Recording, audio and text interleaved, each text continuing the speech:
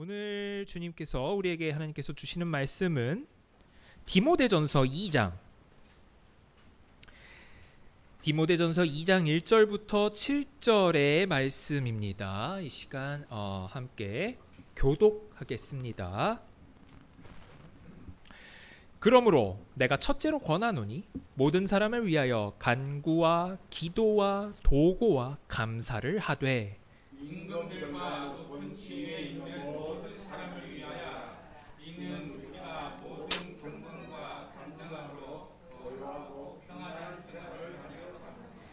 이것이 우리 구주 하나님 앞에 선하고 받으실 만한 것이니 하나님은 모든 사람이 구원을 받으며 진리를 아는 데에 이르기를 원하십니다. 하나님은 한 분이시요 또 하나님과 사람 사이의 중보자도 한 분이시니 곧 사람이신 그리스도 예수라. 그가 모든 사람을 위하여 선물로 주셨으니 기약이 이르러 주심 증거. 함께 읽겠습니다. 이를 위하여 내가 전파하는 자와 사도로 세우심을 입은 것은 참말이요 거짓말이 아니니 믿음과 진리 안에서 내가 이방인의 스승이 되었노라. 아멘. 네. 오늘 말씀의 제목은 세상을 위한 보혜사가 되는 우리입니다. 지지난주에 우리는 빌레몬서 말씀을 가지고 형제의 보혜사가 되는 우리라는 말씀으로 살펴보았었는데요. 조금 더 넓혀보는 겁니다. 빌레몬서에서는 바울이 빌레몬이라는 사람에게 자신의 종이자 형제인 오네시모를 위해서 자신의 모든 것을 걸어서 이야기하는 그 모습을 봤습니다.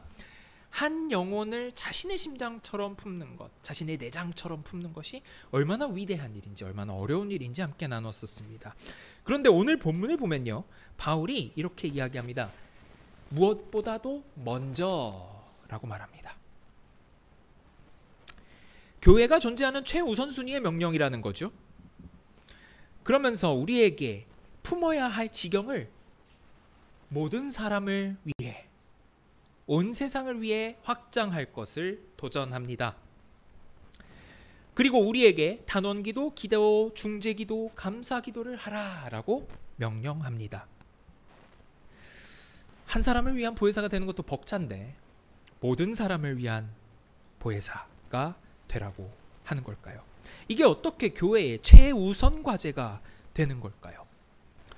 오늘 본문은 그래서 이 세상을 품는 보혜사의 사역, 그 세상을 품는 보혜사가 어떤 심장을 가지고 일하는지, 어떠한 능력을 가지고 일하는지 명확하게 가르쳐주는 본문이라고 할 수 있겠습니다. 첫 번째로 보혜사의 사역을 보겠습니다. 그 보혜사의 사역, 평화를 넘어 거룩을 위한 기도를 하는 것. 자, 일단 다음 그림을 한번 볼까요? 1, 2절에서 먼저 바울이 이야기하는 것은 보혜사의 구체적인 사역, 즉 기도에 대해서 가르치는데, 보혜사가 가지고 있는 4가지 기도의 도구들을 가지고 먼저 이야기합니다. 바울은 오늘 말씀에서 기도해라! 라고만 하지 않아요. 세상을 위해 기도하라! 이렇게만 하지 않고 4가지나 얘기하죠. 간구도 하고, 기도도 하고, 도고도 하고, 감사도 하고, 4가지를 이야기합니다. 그중 첫 번째, 간구, 탄원기도, 그리스어로는 데에시스라고 합니다. 그 데에시스의 가장 적합한 예시가 이 마가복음 2장에 아직은 그림을 좀 더 봐도 될 것 같아요. 네, 이 모습이라고 볼 수 있겠습니다. 이 간절함, 우리가 말씀도 말씀이지만 이렇게 그림으로 볼 때 조금 더 명확하게 우리 눈에 들어오는 게 있거든요. 같이 한번 읽어볼까요? 마가복음 2장 3절부터 4절 말씀입니다. 그때 사람들이 마비증에 시달리는 사람을 예수님께로 데리고 온다. 4명이 그를 들고 온다. 그렇지만 무리 때문에 그를 예수님께 가까이 데리고 갈 수 없었다. 그래서 그들은 예수님이 계신 곳에 지붕을 걷어내고는 구멍을 크게 내서 깔자리를 달아내린다. 거기에는 마비증에 시달리는 사람이 누워 있었다. 지붕에 있는 초가를 걷어내고 풀들을 좀 걷어내고 결국 구멍을 부순 건 맞아요. 구멍을 냈습니다. 우리처럼 지붕이 이렇게 삼각으로 돼 있지 않고 저쪽 이제 중동 지방의 지붕은 평평하게 되어 있기 때문에 이제 깔자리 좀 걷어내고 요거를 흙으로 돼 있으니까 요거를 좀 잘라내면 이제 구멍이 뚫리는 거죠. 그런데 그렇다고 그게 쉬운 일일까요? 친구의 절박한 필요 앞에서 이 네 사람은요, 생각해 보십시오. 남의 집 구멍을 뚫는 일이에요. 도둑놈이나 하는 일입니다. 사회적 체면 이런 거 필요 없어요. 그리고 이게 자기 집이 아닌 건 분명하니까 건물의 파손 요거 물어줘야 되는 거 개의치도 않아요. 그리고 지붕을 뚫어버립니다. 이게 간구의 자세입니다. 우리도 우리 자신의 필요를 위해 간구하긴 합니다. 하나님께 주님 이런 거 해주십시오. 이런 게 있으면 좋겠습니다. 뭐 내 몸이 이런 게 나았으면 좋겠어요. 이게 잘못됐다는 게 아니에요. 하지만 예수님은 이런 말씀까지도 하십니다. 마태복음 6장 8절의 말씀 같이 읽죠. 그러므로 그들을 본받지 말아라. 하나님 너희 아버지께서는 너희가 구하기 전에 너희에게 필요한 것이 무엇인지를 알고 계신다. 예수님이 말씀하신 것의 중심에는 하나님이 알고 계신다라는 걸 좀 강조하시는 면이 없지 않아 있는 것 같습니다. 우리의 필요를 이미 안다. 하나님은 다 알고 계신다라고 말씀하십니다. 그러면 뭘 간구해야 하는 걸까요? 우리에게 요구되는 그 간구의 내용에서 요구되는 게 아까 그 네 친구들의 모습입니다. 우리에게는 지붕이 그러면 뭘까요? 오늘 우리 시대의 지붕 말입니다. 거리 두는 것, 사람 간에 바쁜 일정이 있을 수 있고요. 우리가 가지고 있는 체면이 있을 수 있고요. 더 크게는 우리의 무관심이 있을 수 있겠습니다. 그런데 그들의 절박한 영적 필요 앞에서는 그것이 장애가 되면 안 됩니다. 장애가 될 수 없죠. 여러분은 누구를 위해서 혹시 지붕을 뚫고 계십니까?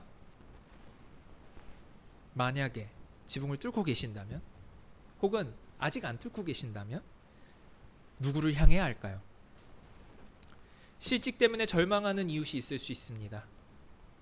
질병으로 고통받는 동료가 있을 수 있습니다. 인생의 의미를 잃고서 방황하는 친구들이 있을 수 있습니다. 그런 영혼을 위해서 지붕을 뚫는 것, 이게 세상을 위한 보혜사의 간구입니다. 체면, 그런 거는 목숨도 걸어야 된다는데 체면이 뭐가 중요합니까? 자, 두 번째 도구를 살펴보죠. 기도입니다. 프로스유케라고 합니다. 근데 이 기도는 세상을 대신해서 하나님께 예배드리는 기도를 가리킵니다. 베드로전서 2장에서 베드로 사도는 이렇게 이야기합니다. 너희는 택하신 족속이요 왕같은 제사장들이요 거룩한 나라요 그의 소유가 된 백성이니. 너희 즉 교회는 하나님이 택하신 민족이고 왕같은 제사장이다 라고 이야기를 해요. 이게 사실은 제사장 겸 왕 이렇게 표현하고 있는 겁니다. 그런데 이 제사장이 뭘 합니까? 구약에서 제사장의 역할은 백성을 대신해서 하나님께 매일매일 나가서 예배드리는 게 제사장이 할 일이었어요. 그런데 지금 베드로 사도는 뭐라고 합니까? 우리 보고 그 제사장이래요. 하나님을 모르는 이들을 위해서 우리가 지금 드리는 예배는 그들을 대신해서 드리는 예배이고 대신해서 드리는 기도입니다. 솔로몬 왕은 성전을 지으면서 놀라운 기도를 하는데요. 한번 같이 읽어볼까요? 열왕기상. 조금 길지만 읽어보죠. 그리고 또 주님의 백성 이스라엘에 속하지 아니한 이방인이라도 주님의 크신 이름을 듣고 먼 곳에서 이리로 오면 이곳으로 와서 이 성전을 바라보면서 기도하거든 주님께서 계시는 곳 하늘에서 들으시고 그 이방인이 주님께 부르짖으며 간구하는 것을 그대로 다 들어주셔서 내가 지은 이 성전이 주님의 이름을 부르는 곳임을 알게 하여 주십시오. 솔로몬의 기도는 지금 주님의 백성 이스라엘에 속하지 않은 이방인이 기도하더라도 라는 전제를 깔고 있습니다. 그러니까 이스라엘뿐 아니라 온 세상의 이방인들이 주님께 나와서 예배하는 집이 되게 해달라라고 성전을 봉헌하면서 기도드린 겁니다. 세상을 위한 보혜사는 온 인류를 대표하여 하나님의 이름을 높이는 우주적 예배자인 겁니다. 여러분 한 사람 한 사람이 우주를 대표해서 예배드리고 있어요. 예배를 지금 못 드리는 사람을 위해서 대신해서 예배드리고 있는 겁니다. 이게 우리의 기도이며 우리의 예배입니다. 굉장히 무겁죠. 세 번째 도구를 볼까요? 개역개정 성경에서는 도고라고 말했습니다만 이 도고는 중재기도를 가리킵니다. 엔테육시스라고 말합니다. 지금 그림에 그려져 있는 사람이 누군지 혹시 아실까요? 에스더입니다. 에스더. 화가는 AI입니다. 알려달라고 말하실까봐. 화가는 AI예요. 자, 에스더를 본받아서 기도한다는 것은 이제 세상의 구원을 위해서 보좌 앞으로 나가는 건데요. 자, 에스더가 뭐라고 했는지 한번 살펴볼까요? 에스더서 4장 16절 말씀입니다. 같이 읽죠. 가서 수사에 있는 모든 유다 사람들을 모아주십시오. 그러고는 여러분이 나를 위해 기도해 주십시오. 3일 동안 밤낮으로 먹지도 마시지도 않아야 합니다. 나도 내 시중 드는 아이들과 함께 그렇게 금식하겠습니다. 그런 상태에서 임금님께로 가겠습니다. 법을 따르지 않는 것이지만요. 내가 끝장난다면 끝장나는 것이지요. 에스더는 자기 민족을 구하기 위해, 이게 개역개정에서는 죽으면 죽으리다 라고 번역되어 있죠. 새한글에서는 조금 더 노골적인 표현을 했어요. 내가 끝장난다면 끝장나는 거지요. 목숨을 건 각오로 왕의 보좌 앞으로 나아갑니다. 왕이 허락하지 않았는데 그 자리로 갑니다. 즉결 처분을 당할 수 있는 자리예요. 이게 도고, 중보기도입니다. 부름받지 않고 왕 앞에 나가는 건 죽음을 의미하지만 그 각오를 하는 겁니다. 에스더도 마찬가지예요. 사실 에스더가 이 자리에 안 나갔어도, 죽음을 각오하지 않았더라도 자긴 살 수 있어요. 자기의 필요는 하나도 없어요. 단지 자기 민족을 살리기 위해서 가는 겁니다. 우린 또 다른 예시를 볼 수 있습니다. 구약의 대제사장은 1년에 한 번 목숨을 걸고 지성소, 거룩하고 거룩한 곳에 들어갑니다. 그리고 그는 모든 백성을 위해서 중보합니다. 그러다가 하나님이 마음에 안 들면 그를 죽여버리죠. 근데 거기서 만약에 죽는다고 해도 자기가 몸에 걸고 들어간 끈 외에는 알 수가 없어요. 어느 누구도 들어갈 수가 없거든요, 지성소에는. 그래서 히브리서에서 예수님이 제사장, 대제사장으로서 어떤 일을 하셨는지 우리에게 말씀합니다. 같이 읽겠습니다. 그리스도는 단 한 번 지성소에 들어가셔서 염소나 송아지의 피가 아닌 당신 자신의 피로써 우리에게 영원히 속죄받을 길을 마련해 주셨습니다. 아멘. 우리의 진정한 대제사장이신 예수님이 우리를 위해서 지성소에 들어가셔서 거기서 죽으신 겁니다. 거기서 죽으셔서 지성소의 휘장문을 찢어버리셨죠. 위에서 아래로. 그렇게 찢어버리셔서 하늘의 지성소로 들어가셔서 세상을 위한 보혜사가 계속 생겨날 수 있도록 해주셨습니다. 그 그리스도의 피를 의지하여 멸망해가는 영혼들을 위해서 은혜의 보좌 앞에, 옛날 표현으로는 시은좌 앞에 에스더가 했던 죽으면 죽으리이다 하는 심정으로 자기 안전 내려놓고 자기 목숨 버리고 담대히 나가는 겁니다. 이게 우리의 중재기도, 우리의 중보기도입니다. 여러분은 누구를 위해서 목숨을 걸고 계신가요? 부끄럽지만 저도 누구를 위해 목숨을 걸어본 적은 없습니다. 우리는 그러면 누군가의 구원을 위해서 목숨까지 걸어야 하지 않을까요? 네 번째 도구를 살펴보지요. 감사, 유카리스티아입니다. 딱 봐도 누군지 보이시고 딱 봐도 어떤 장면인지 아실 것 같아요. 오병이어의 장면인데 이 AI가 물고기를 3마리를 그렸어요. 고치라고 했는데 4마리를 그리더군요. 그래서 어쩔 수 없이 그냥 이대로 갔습니다. 제가 그림을 그릴 능력이 없어서. 하지만 마리수가 중요한 게 아니니까요. 자, 이 감사기도, 이 감사란 뭐냐? 세상에 주어진 은혜를 내가 감사하는 겁니다. 나에게 주어진 은혜 말고 세상에 주어진 은혜에 내가 대신 감사하는 거예요. 미리 감사하는 겁니다. 넓은 마음을 가져야겠죠. 자, 그림은 좀 이상하지만 오병이어를 생각해 보시죠. 그곳에 모인 군중들, 오병이어 때 몇천 명이 먹었죠? 남자만 5천 명이 먹었죠? 그 사람들이 믿음 좋은 제자들이었나요? 제자가 5천 명이었나요? 아니요. 그냥 마실 나온 사람들이 더 많을 거예요. 유명한 선생님이 와서 얘기하신데 저기 강연, 토크 콘서트 가는 것처럼 호기심으로 갔겠죠. 왜 우리가 토크 콘서트 가면 김누구 교수 토크 콘서트 한다 그러면은 좋은 얘기 하겠지 이러고서 가잖아요. 호기심 가지고. 혹은 그런데 가면 간식 같은 거 좀 주지 않을까?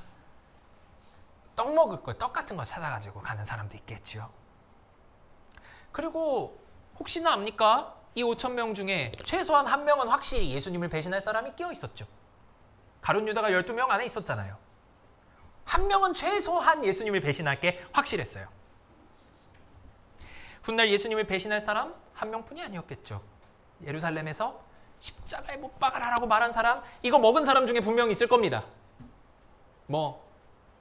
아닐 수도 있죠.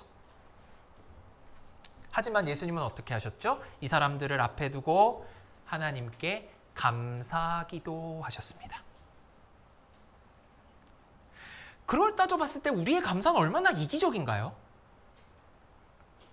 우리 자녀가 좋은 대학 가면 감사해요. 그죠?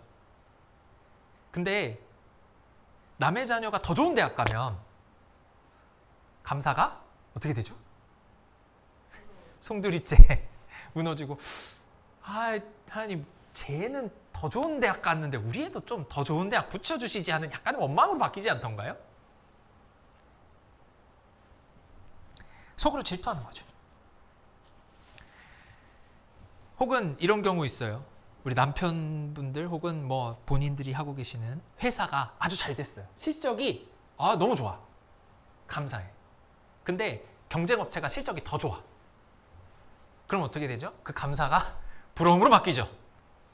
아니 우리는 실적이 저기에 비하면 덜 나왔잖아요. 이런 마음 생기죠. 어떻게 안 생깁니까? 사람인데. 근데 진정한 감사가 뭘까요? 마태복음 5장에서 예수님은 이렇게 말씀하십니다. 같이 읽어보죠. 그래야만 너희가 하늘에 계신 너희 아버지의 자녀가 될 것이다. 아버지께서는 악한 사람에게나 선한 사람에게나 똑같이 해를 떠오르게 하시고 의로운 사람에게나 불의한 사람에게나 똑같이 비를 내려주신다. 하나님의 은혜가 대상을 안 가린대요. 악인과 선인, 그분을 믿는 자와 안 믿는 자 똑같이 햇빛과 빛은 내린다고 합니다. 세상을 위한 보혜사라면 바로 이 하나님의 마음이 세상을 보는 시각이 됩니다. 우리 이웃이 하나님을 안 믿어요. 정말 너무 누가 봐도 이거는 벌 받아야 돼. 그런 삶을 사는 사람이 있다고 가정해 봅시다. 우리 어떤 이웃 A라는 사람이 있다 쳐요. 이 사람 맨날 남자라고 하면 맨날 저기 옆집에서 막 폭력적인 소리가 들리고요. 막 술, 담배는 기본이고 도박도 하는 것 같고 별의별 거 안 좋은 건 다 해요. 사람만 안 죽였어. 사람 등쳐먹는 것도 해요. 근데 실적이 너무 좋아. 잘 살아. 아들, 딸도 너무 잘 됐어. 이런 거 보면 우리는 좀 인간적인 마음으로 하나님 진짜 너무한 거 아닙니까? 이런 생각하죠. 어떻게 안 하겠습니까? 저도 해요. 그런데 그런 사람의 성공과 행복을 보면 질투하지 말랍니다. 그들에게 은혜 베푸신 하나님께 그 사람 대신 감사를 드려야 된대요. 이게 모든 사람을 품는 보혜사의 감사입니다.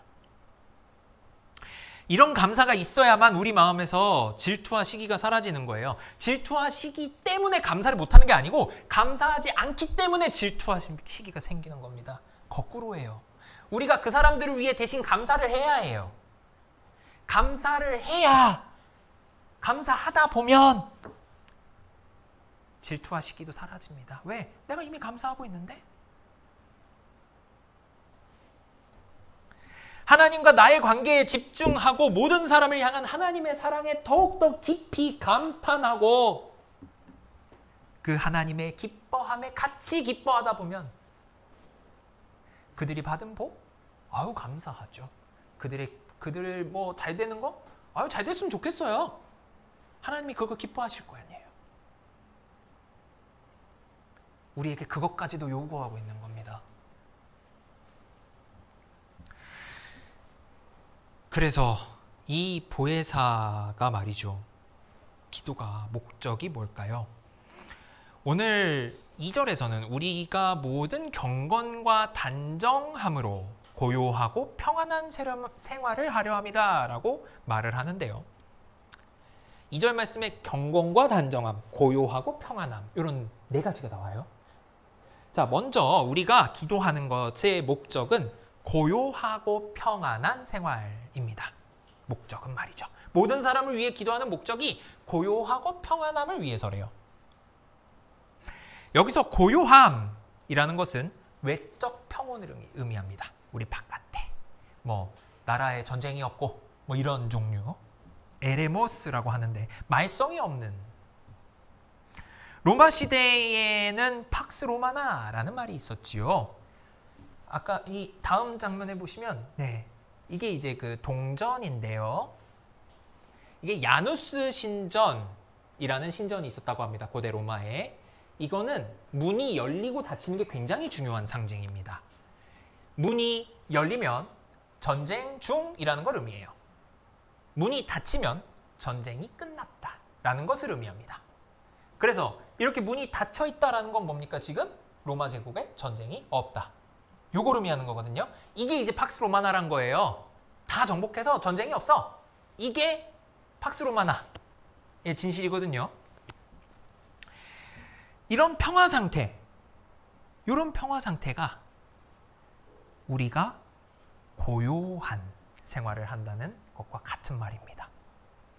교회가 모든 사람을 위해, 특히 권세자들을 위해 기도할 때 이런 외적 평화가 있다라는 거예요.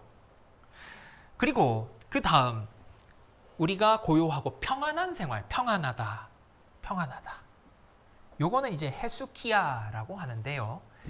이게 평안하다라는 말이 사실은 침묵을 의미합니다.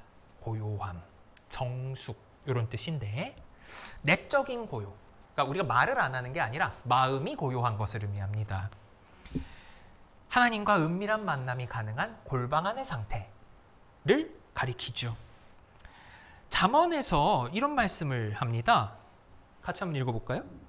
지붕 한쪽 모퉁이에서 사는 게 낫지 아내와 말다툼하면서 한 집에서 함께 사는 것보다는. 구약에서도 말하듯이 이 두 가지 평화, 외적 평화, 내적인 고요함, 이 가운데에는 우선순위가 있는 겁니다. 우리 그리스도인들에게 더 중요한 평화는 내적 평안입니다. 내적인 고요.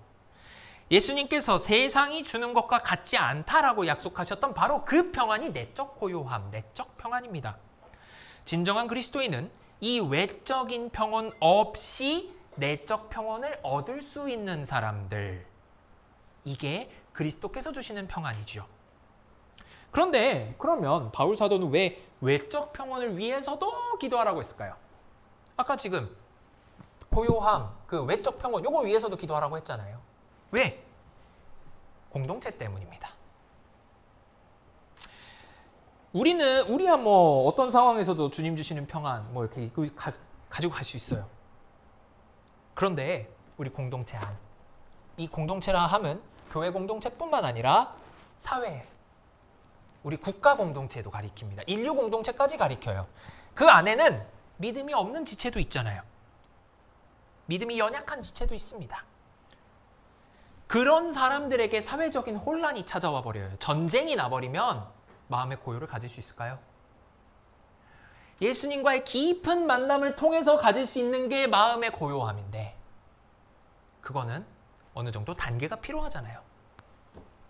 그들의 신앙의 뿌리를 내리기 위해서 우리는 세상의 평화를 위해서도 기도해야 합니다.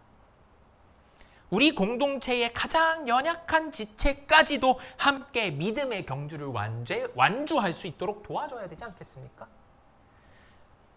이게 누구를 위한 기도겠어요? 우리의 오네시모를 위한 기도겠죠. 그걸 목숨 걸고 하라는 게 지난 빌레몬서에서의 바울의 가르침이었죠. 이렇게 사랑으로 얻어낸 평화의 토양 위에서 비로소 우리는 그 궁극적 목표를 이루게 됩니다. 이거는 모든 경건과 단정함으로 사는 겁니다.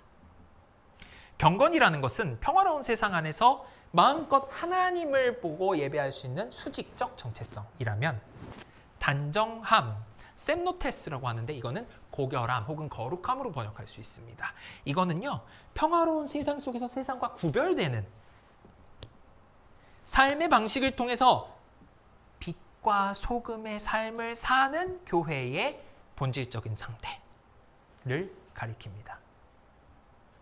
그러니까 세상을 위한 보혜사의 첫 번째 사역이라는 건요, 세상의 평화를 구하되 그 목적이 세상과 동화되는 게 아니라 평화 위에서 우리가 얼마나 세상과 다르게 살고 있는지, 우리가 얼마나 교회로서 순수하게 살아가고 있는지 삶으로 증명하는 것. 이게 이 보혜사가 해야 하는 아주 역설적 사역입니다. 평화를 만드는데 기도밖에 안 해요. 근데 그 기도가 목숨을 건 기도예요. 너무너무 역설적이라고 할 수밖에 없습니다. 자, 그러면 우리가 어떻게 감히 모든 사람을 위해서 기도할 수 있겠습니까? 나를 미워하는 사람도 있어요. 그죠? 나와 정반대인 사람도 있어요. 뭐 취향이 다른 사람도 있고 신념이 다른 사람도 있고 추구하는 바가 다른 사람도 있고요. 뭐 우리로 따지면 종교가 다른 사람도 있겠네요. 무슬림도 있겠네요.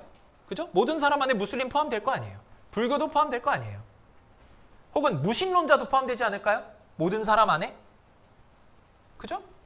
이 모든 사람 안에 포함 안 되는 사람이 누가 있을까요? 없어요. 하나님을 거부하고 죄악의 끝으로 달려가는 사람조차 모든 사람에 들어갑니다.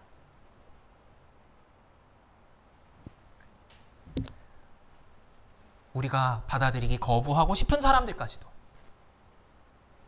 뭐 요즘 많이 이야기 나오는 걸로는 뭐 무슬림 성소수자 뭐 기타 등등 있겠죠? 이 사람까지도 위에 기도해야 된대요. 근데 그거 우리가 하기 쉽지 않습니다. 왜? 우리가 안 품고 싶은 사람들이잖아요. 그렇지 않아요? 흉악범 마음에 품고 기도할 수 있습니까? 우리 마음대로. 여성분들이 좀 많이 계셔가지고 좀 죄송한 말씀입니다만 연쇄 성폭행범을 위해서도 기도해야 된다는 게 지금 오늘 말씀이거든요. 그 사람을 위해서 솔직히 내가 그 사람을 위해서 품고 기도할 수 있습니까? 안 돼요. 거부감 들어요. 안 돼요. 근데 그 동력을 오늘 가르쳐 줍니다. 3절과 4절입니다. 보혜사는 자신의 마음이 아닌 하나님의 마음으로 기도하는 겁니다. 내 마음을 빼버리는 거예요. 내 마음 없어요. 3절은 이 기도가 우리 구주 하나님 앞에 선하고 받으실 만한 것, 새한글에서는 좋은 일, 기꺼이 받아들여 주실 일이라고 말씀하십니다. 왜? 하나님이 진정으로 바라시는 건 모든 사람이 구원받는 것. 모든 사람이 진리를 깨달아 아는 데 이르는 것. 이걸 원하시기 때문이에요. 이거 우리 결심, 우리 노력 안 됩니다. 차별 없이 모든 사람을 향하시는 하나님의 마음, 그 사랑의 심장을 우리 마음에 이식받아야만 가능합니다. 우리 돌같이 굳은 마음을 떼서 버리고 하나님의 마음을 이식받아야 돼요.